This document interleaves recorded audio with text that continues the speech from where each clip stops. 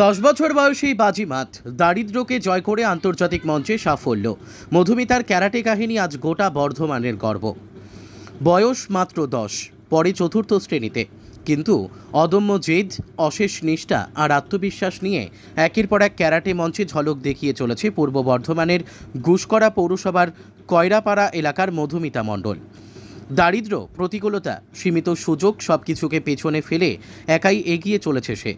এবার কলকাতার নেতাজি ইন্ডোর স্টেডিয়ামে আয়োজিত নবম আন্তর্জাতিক karate championship Indian challengers cup 2025-এ সিলভার ও ব্রোঞ্জ জিতে আবারও প্রমাণ করল তার অসাধারণ প্রতিভা। গত 25শে জুন থেকে 27শে জুলাই পর্যন্ত চলা এই প্রতিযোগিতায় অংশ নিয়েছিল দেশের বিভিন্ন প্রান্তের পাশাপাশি নেপাল ও মালয়েশিয়ার প্রতিযোগীরাও। অংশগ্রহণকারীর সংখ্যা ছিল প্রায় 7,000। প্রতিযোগিতার পরিচালনায় ছিল all India Seishinkai Shito Ryu karate do federation এবং তত্ত্বাবধান করেন ওয়ার্ল্ড ক্যারাটে ফেডারেশনের রেফারি হানসি প্রেমজিৎ সেন। এই প্রতিযোগিতায় পূর্ব বর্ধমান থেকে অংশ নেয় 43 জন প্রতিযোগী। তাদের মধ্যে অন্যতম উজ্জ্বল মুখ মধুমিতা। দারিদ্র্য সীমার নিচে বসবাসকারী একটি পরিবারের মেয়ে মধুমিতা। তার বাবা যুব মণ্ডল পেশায় একজন লরি চালক। কাজের সূত্রে মাসের বেশিরভাগ সময়ই বাড়ির বাইরে থাকতে হয় তাকে। মেয়ের বেড়ে ওঠা, অনুশীলন সবটাই সামলেছেন মা। পরিবারের আর্থিক অবস্থা ভালো নয়, তবুও একটিবারের জন্যও নিজের স্বপ্ন থেকে সরে আসেনি মধুমিতা। মাত্র 5 বছর বয়সে ক্যারাটে শেখা শুরু করে সে। এই অদম্য মেয়েটি এর আগেও চেন্নাইয়ের প্রতিযোগিতায় জিতেছে সোনা, আসামে পেয়েছে রূপো, কলকাতার সায়েন্স সিটিতেও সোনার পদক তার ঝুলিতে। এবারের আন্তর্জাতিক প্রতিযোগিতায় আরও একবার মেধা ও মননের ছাপ রেখে রূপো ও ব্রোঞ্জ জিতে ফিরল সে। মধুমিতা জানায়, তার প্রশিক্ষক সুধামা পাঠক বলেন, অন্যদিকে বাবা যুব মণ্ডলের গলায় মেশে গর্ব আর আবেগ। আজ মধুমিতা শুধু তার পরিবারের নয়, গোটা পূর্ব বর্ধমান জেলার মুখ উজ্জ্বল করেছে। তার এই সাফল্য অনুপ্রেরণা দেবে বহু মেয়েকে, যারা প্রতিকূলতার মাঝেও স্বপ্ন দেখে নিজেদের প্রমাণ করতে চায়। ব্যুরো রিপোর্ট, আমাদের টিভি। কত বছর বয়স থেকে কারাটা শিখছো? আমি 5 বছর বয়স থেকে ক্যারাটে শিখছি। এই পর্যন্ত কোন কোন জায়গাতে খেলেছো, কি কি মানে পদে গেছো, কি কি পুরস্কার পেয়েছো? আমি চেন্নাই গেছি, সেখানে আমি গোল্ড পেয়েছি। আমি আসামে গেছি, সেখানে আমি সিলভার পেয়েছি। আর আমি একটা কলকাতাতে গেছিলাম সায়েন্স সিটিতে, সেখানে আমি গোল্ড পেয়েছি। আর আমি আর আরও অনেক জায়গায় যাচ্ছি। এবার নেতাজি ইন্ডোর স্টেডিয়ামে গেছিলাম, ওখানে আমি কাতাতে পেয়েছি সিলভার, আর কুমিতেতে পেয়েছি, যেটাকে ফাইট বলে, সেটাতে আমি ব্রোঞ্জ পেয়েছি। কোন স্টাইলে তুমি খেলছো? Shotokan karate. মানে কেন কারাটা শিখছো, কেন, কি কারণ? আমি বড় হয়ে টিচার হতে চাই, সেখানে টিফিনের সময় বাচ্চাদের আমি শেখানোর জন্য আমি শিখছি, আর নিজের আত্মরক্ষার জন্য শিখছি। কি কি আত্মরক্ষা করা যায় কারাটা শিখে? কেউ পিছন থেকে চুল ধরলে তাকে মারা, যাতে কেউ গায়ে না হাত দিতে পারে, সেটার জন্য সাহস রাখা। তোমার এলাকায় তোমার মতো অনেক ছেলে মেয়েরা আছে, তারা অনেক বিপদের সম্মুখীন হচ্ছে, তাদেরকে তুমি কি শেখাবে, যে তাদেরকে নিজেকে রক্ষা করার জন্য কি শেখাবে? কি বার্তা? তাদেরকে আমি যেটা শিখছি, আমি একটু বড় হয়ে তাদেরকেও শেখাবো কিভাবে আত্মরক্ষা করতে হয়, সেগুলো বোঝাবো। তারপর আমার মতো তাদেরকে পজিশনে নিয়ে যাব। তোমার এই ক্যারাটে শেখানোর পিছনে তোমার বাবা মায়ের অবদান কতটা?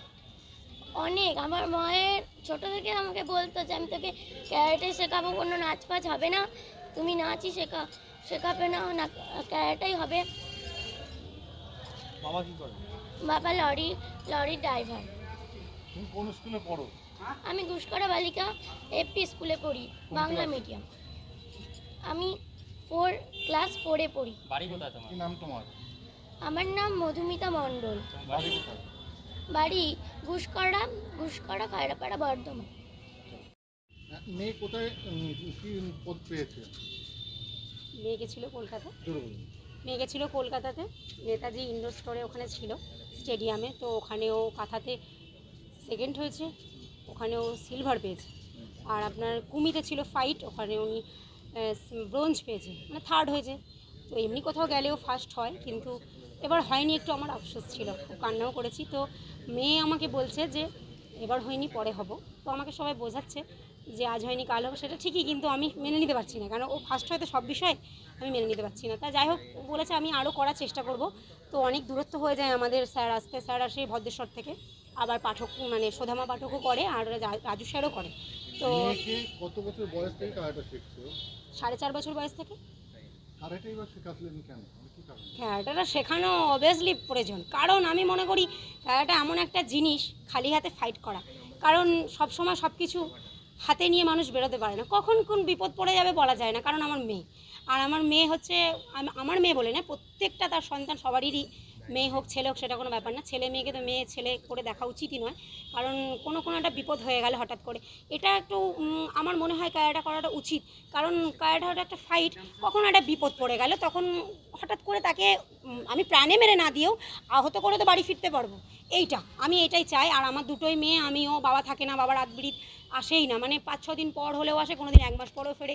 তাহলে আমাদেরকে একা থাকতে হবে, কিছু যদি হয় তখন তো আমার মেয়ে আমাদের প্রাণটাও বাঁচাতে পারবে, এটা আমি মনে করি। আর রাস্তাঘাটে বেরোলে কাউরির বিপদ হলো আমার মেয়েও ঝাঁপিয়ে পড়তে পারবে।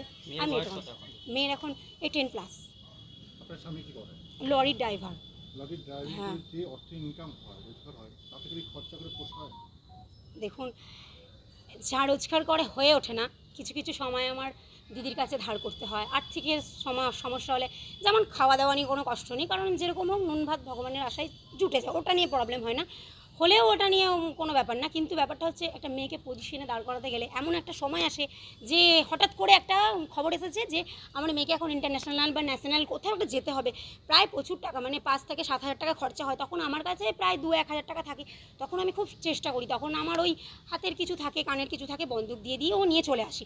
তারপরেও যদি না কুলায়, তখন আমি দিদির কাছে গিয়ে বলি, আমার মানে মাসির মেয়ে, তার কাছে আমি কিছু ধার করি, তাকে আবার কাজ করে আমি জোগাড় করে একটু একটু অল্প অল্প সঞ্চয় জোগাড় করে তখন ওনাকে আমি আবার পৌঁছে দিই। এরকম আমাদের হয়ে যায়। প্রশাসন বা রাজ্য প্রশাসনের কাছে কোনো আবেদন করবেন বা করেছেন যে মেয়ের আরো উচ্চ শিক্ষার জন্য খেলাতে যে কিছু সহযোগিতা যদি করা যায়, কোনো আবেদন করবেন? না, আমি এখনও কিছু করিনি, কারণ আমি আস্তে আস্তে ভাবছি নিজেরা যদি যেটুকু পারি করব। আর যখন একটা ভালো জায়গায় পজিশন নিতে পারছে না, আমার যখন মনে হবে যা একেবারেই পারছে না, তখন আমি নিশ্চয়ই চাইবো, আর তারা অবশ্যই নিশ্চয়ই সাহায্য করবে। কারণ আমি জানি, কারণ এখনকার সবাই চাই খেলাধুলো, আর আমি তো একটা ভালো কাজে নিয়ে যাচ্ছি, তাহলে কেন নিয়ে করবে না, নিশ্চয়ই করবে। তাই আমি এখনও বলিনি কিছু যে আপনারা আমাকে কিছু দিন বা করুন, তার থেকে আমি এখনও কিছু চেয়ে বসিনি। কোনো দিন যদি প্রয়োজন হয় তাহলে নিশ্চয়ই আবেদন নাম আর করব। পরিচয়? আমি হচ্ছে, আমার নাম কবিতা মণ্ডল, আমরা গুসকরা পূর্ব বর্ধমানের বাড়ি। মানে জেলা প্রশাসন বা রাজ্য প্রশাসন কি কোনো সহযোগিতা করছে, আবেদন চাইছেন? চাইবো কোনো দিন যদি পরিস্থিতি হয়।